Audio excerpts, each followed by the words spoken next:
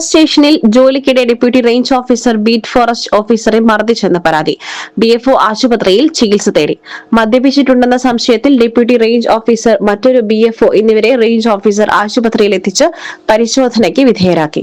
മാതൃകാ ഫോറസ്റ്റ് സ്റ്റേഷനാക്കുമെന്ന് വനം മന്ത്രി പ്രഖ്യാപിച്ച നിലമ്പൂർ റേഞ്ചിലെ വാണിയമ്പുഴ സ്റ്റേഷനിലാണ് സംഭവം. BFO KC സന്തോഷാണ് പോത്തുകൽ കുടുംബാരോഗ്യ കേന്ദ്രത്തിൽ ചികിത്സ തേടിയത്.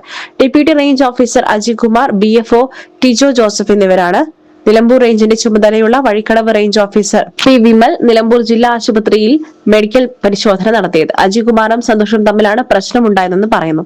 സംഭവം അറിഞ്ഞ് നോർത്ത് DFO റേഞ്ച് ഓഫീസർ വിമലിനെ സ്റ്റേഷനിലേക്ക് അയച്ചു. അജികുമാർ ക്വാർട്ടേഴ്സിലായിരുന്നു. സ്റ്റേഷനിലുണ്ടായിരുന്ന ടിജോ മദ്യപിച്ചതായി സംശയം തോന്നി. ഇരുവരെയും കൈയോടെ ജീപ്പിൽ ആശുപത്രിയിൽ മെഡിക്കൽ ഓഫീസറുടെ മുൻപിൽ എത്തിച്ചു. പരിശോധനയ്ക്ക് രക്തസാമ്പിൾ നൽകുവാൻ ഇരുവരും വിസമ്മതിച്ചു. റേഞ്ച് ഓഫീസർ DFOക്ക് റിപ്പോർട്ട് നൽകും. സന്തോഷിന്റെ പരാതിയിൽ പോത്തുകൽ പോലീസ് അന്വേഷണം തുടങ്ങി. മന്ത്രി ഷിബു ബേബി ജോണാണ് 22-ന് സന്ദർശന വേളയിൽ മാതൃകാ സ്റ്റേഷനാക്കുമെന്ന് പ്രഖ്യാപനം നടത്തിയത്. SS Gold, Pure Gold. SS Group, Nilambur.